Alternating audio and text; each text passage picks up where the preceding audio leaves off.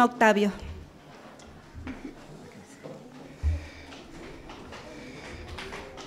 Siéntense, niños, seremos breves, pero justo estuvieron aprendiendo de la Biblia y es necesario que estudiemos la Biblia, porque para eso el Señor la permitió preservar hasta nuestros días.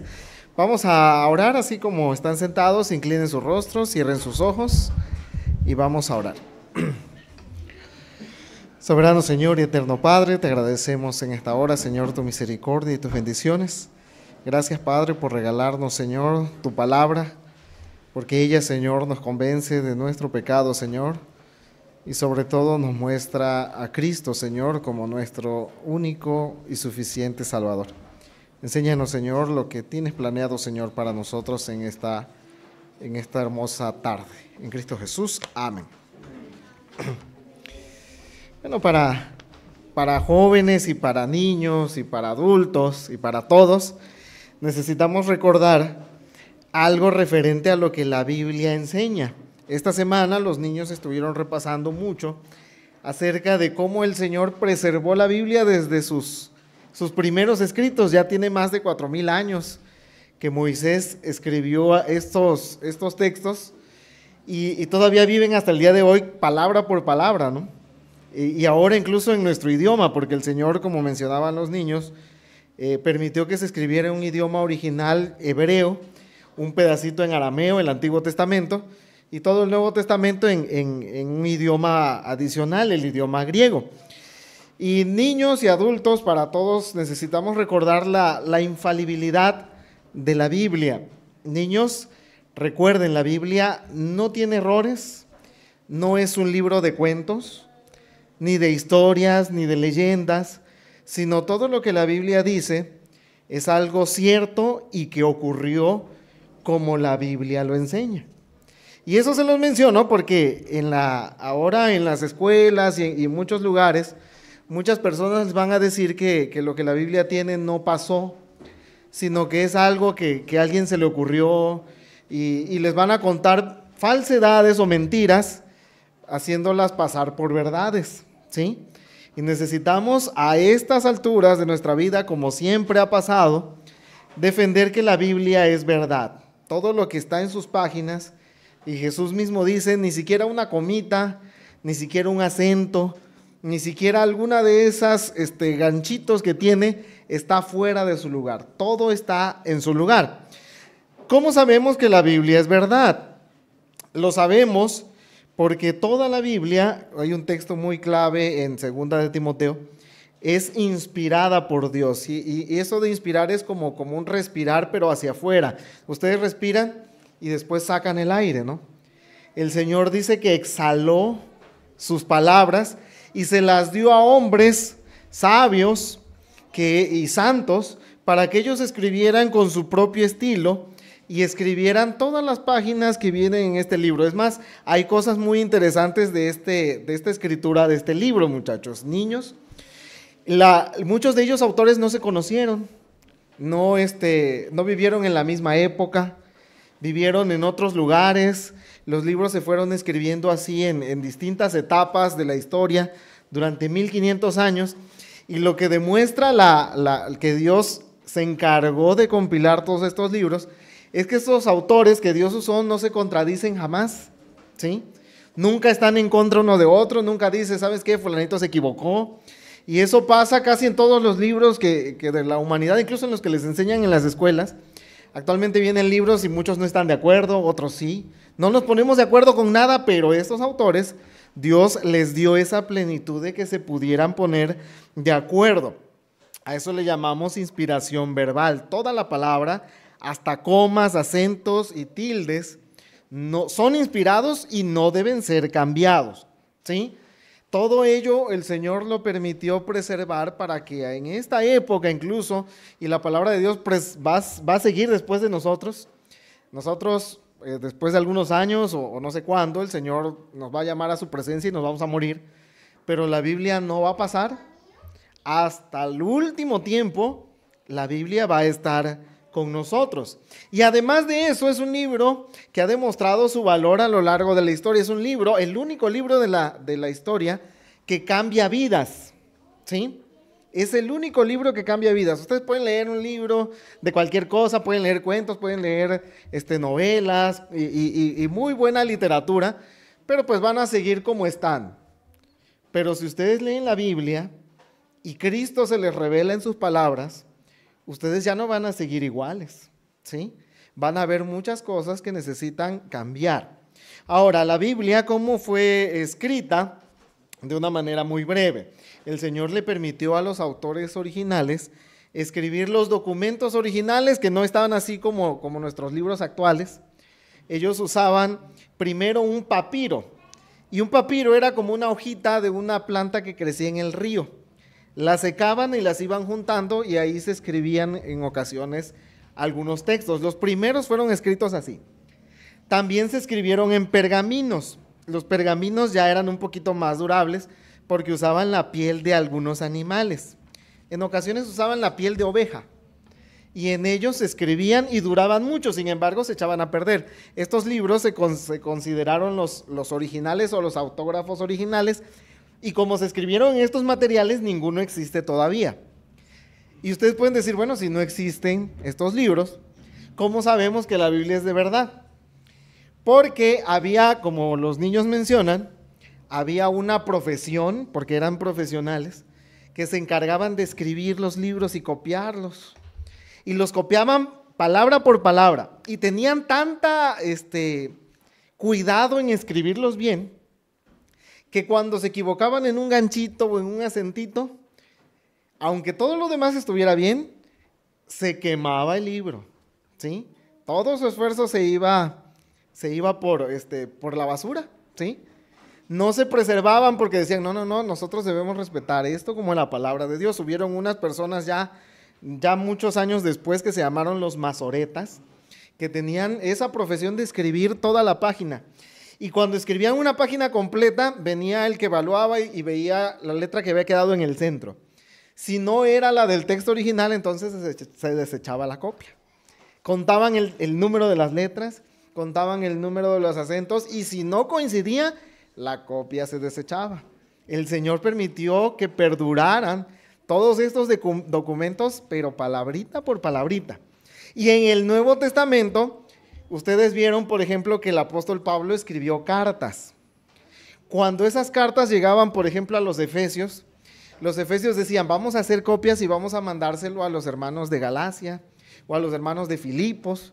Y escribían y copiaban y mandaron muchas copias, de tal manera que en la antigüedad hubieron más de 1000 copias completas del Nuevo Testamento. Y cuando algunos pastores de la iglesia primitiva predicaban, ellos predicaban y escribían todo su mensaje. Muchos pastores todavía lo hacen. Entonces esos mensajes que ellos escribían citaban todo el Nuevo Testamento, de tal manera que se puede reconstruir a partir de los mensajes de ellos. Entonces Dios, y este es el único documento de la antigüedad, niños, este es el único documento antiguo que tiene la garantía de que se ha preservado de esa manera. Ningún otro, ¿sí? Ni las obras de Homero, ni las obras de la Ilíada, que a veces en las escuelas enseñan, tiene tanta garantía de copias. Es más, obras modernas, ¿sí? Como las de William Shakespeare, ni siquiera tienen tanta garantía de que sus copias son buenas. Y eso él vivió hace 500 años, nada más. Ahora bien, ¿para qué? Después de esto, veamos de una manera rápida la preservación de la Biblia ya en época más moderna, particularmente en la época de la Reforma. Y en esta época no tenían la Biblia así como la tenemos nosotros. A lo mejor a ustedes les dicen, bueno, niños, ya nos vamos al culto, agarren su Biblia, o al menos en el celular la tenemos descargada. En ese entonces no estaba disponible para que se leyera en nuestro idioma. Estaba de hecho en otro idioma llamado latín, que ya nadie habla. Y no se permitía que nadie pudiera leer la Biblia. No se permitía, no había copias en los idiomas normales, ¿sí? Hasta que el Señor levantó personas. Uno de ellos fue un inglés llamado William Tyndale, que empezó a traducir la Biblia y la tradujo al idioma inglés. Ahorita vamos a hablar de los que la tradujeron al español. Pero la tradujeron al inglés y eso era un delito. Lo metieron a la cárcel. Y él como no se arrepintió de haber traducido la Biblia al inglés, lo quemaron vivo, ¿sí? Dio su vida y su sangre. Y dice el relato de la historia que cuando él se quemaba, hizo una oración al Señor y dijo: Señor, abre los ojos del rey de Inglaterra. Y a la vuelta de 20 años, el rey de Inglaterra se convirtió y permitió que la Biblia fuese traducida al inglés. Para el español, tenemos a dos, no sé si ustedes han visto en la entrada de su Biblia, que dice Reina Valera y dice 1960. Esos fueron dos antiguos monjes, sacerdotes católicos que el Señor convirtió. Y anduvieron peregrinando por muchos años, traduciendo pedazos de la Biblia mientras tenían a los soldados a sus espaldas. Su proceso de traducción duró aproximadamente 40 años. 40 años, ¿sí? Para que nosotros tuviéramos la Biblia en una versión española. De hecho, le pusieron a la entrada un oso que estaba así rascando un árbol, y a esa primera traducción le llamaron la Biblia del oso. Una segunda traducción, o una actualización de esta misma Biblia, le pusieron un cantarito en la entrada, en la portada. Entonces le llamaron la Biblia del cántaro. Y esas Biblias son las que dieron lugar a las que ustedes y yo tenemos ahorita. Con esto les quiero decir algo.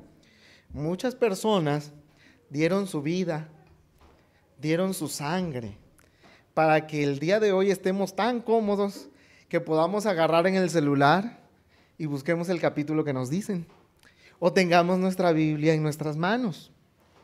Entonces, nada más pensando de una manera humana, ¿cómo descuidaremos cómo descuidaremos leer lo que a alguien le costó su propia vida? ¿Sí? Por eso, niños, adultos, lean su Biblia, ¿sí? Léanla mucho, léanla siempre. Van a encontrar de todas las cosas que pueden. O si les gusta la historia, la Biblia tiene muchas historias. Si les gusta la poesía, la Biblia tiene grandes poesías. A lo mejor a algunos de ustedes piensa, a mí me gusta la ciencia ficción o las cosas así como que son misteriosas. Hasta libros así van a encontrar, como el Apocalipsis, que muchos le tienen miedo, ¿sí? Entonces, de todo van a encontrar en la Biblia, que es el libro más interesante y que nos muestra a Dios. No lo desaprovechemos, costó sangre. Y vamos al final, vamos a terminar rápidamente. ¿Por qué necesitamos tener la Biblia? Porque ella nos muestra la verdad. Y además de la verdad, nos muestra algo que es sumamente valioso. Nos muestra cómo podemos ser salvos. Y eso no lo van a encontrar en otro lugar. A lo mejor lo escucharon de alguien o vieron una película, pero eso se basó en la Biblia, ¿sí? La Biblia nos enseña cómo Cristo, ¿sí? Presten atención a esto, niños, cómo Cristo tomó los pecados de ustedes, ¿sí? Y fue castigado por lo que ustedes hicieron mal en la cruz. De tal manera que Dios ya no está enojado con ustedes. Pese a que se portan mal, pese a que a veces lloran y hacen berrinches, ¿sí? Yo también tengo una hija y así a veces se porta muy mal también. Y aún así por eso, el Señor murió por sus pecados, para que ya no sean castigados por ellos. Y a través de la sangre de Cristo, ustedes ya puedan ser llamados hijos de Dios. A lo mejor ahorita no lo han pensado demasiado, pero es un problema terrible que tiene toda la humanidad, el pecado. Y el único libro que nos muestra cómo escapar del pecado es la Biblia, ¿sí? No lo van a encontrar en ningún otro lugar. Entonces, valoren la Biblia, niños, los que ya sepan leer. Hay buenas Biblias con dibujitos incluso, para que ustedes puedan ir leyéndolas. Y si no saben leer algunos, díganle a sus papás que les lean, tal vez todas las noches antes de dormir, algo acerca de la Biblia para que ustedes conozcan a Jesús. Y padres, abuelos, tenemos una gran responsabilidad de instruir y educar a nuestros hijos. Si nosotros no lo hacemos, ya vienen alguien que quiere hacerlo por nosotros y no les va a enseñar algo bueno, ¿sí? Después de algún tiempo nos vamos a preguntar qué pasó con nuestros hijos, por qué no están, por qué no quieren ir a la iglesia. Porque dejamos que alguien más lo educara y lo instruyera en otro camino que no es el de Dios.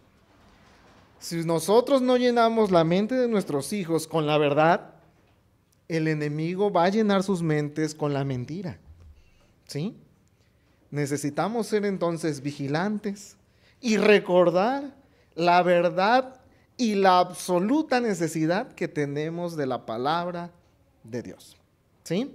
Entonces, leamos la Biblia. Ha costado mucho trabajo, pero el Señor la preservó ya por miles de años para que nosotros la tengamos y no la descuidemos. El Señor nos bendiga.